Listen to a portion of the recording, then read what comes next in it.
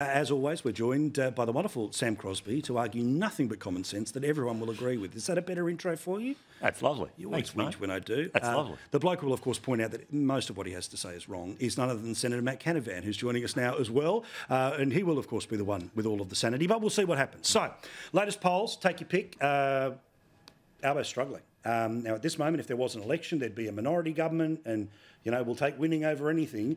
But, Matt Canavan, do you think that people have started to turn in a fashion where a significant number of those who changed in 22 have started to change back? Or, as we saw with the Catherine wheel of we're doing something about cost of living that really was too little, too late tax cuts that moved some numbers a little bit around in January, gets to move back towards Labor when they're using 40 million of our dollars to ram it down our throat that our government really cares? Well, I think this poll shows pretty much the status quo or the state of play at the moment, that the government is struggling and it's a pretty close situation. I don't think it's unclear why the government is struggling. You've got a Prime Minister today who seems to think the biggest issue in the country is misinformation when he is the biggest peddler of misinformation in this nation. He promised the Australian people at the last election that he would cut their power bills by $275 and he hasn't done so.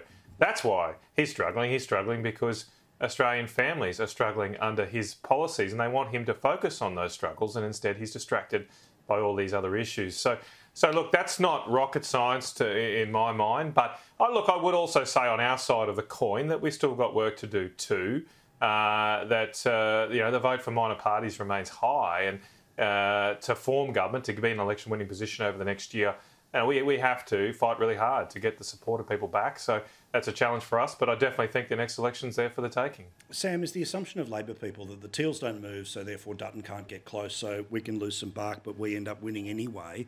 And would that be a dangerous thing for people to think? I don't think it is. I don't think it is what they're thinking, and if it is, they are very, very mistaken. Look, the great fear with Peter Dutton is that people think he's unelectable, right? And in that instance, that's the point where people are free to then go and register a protest vote. Albanese is a long-time political animal. He's aware of this. He is taking it absolutely very seriously. Look, I guess there's 2 points to say about the polls today.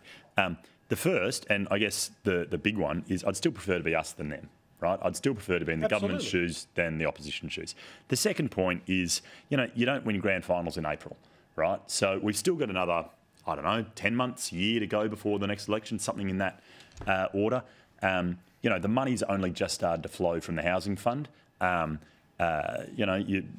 made a point earlier about the electricity fare. The power bill started to come down. They're scheduling another, X% that they're hoping that it's going to come down. Is it going to be enough? I don't know. But there's still a little bit of runway to go before people, start to feel that it's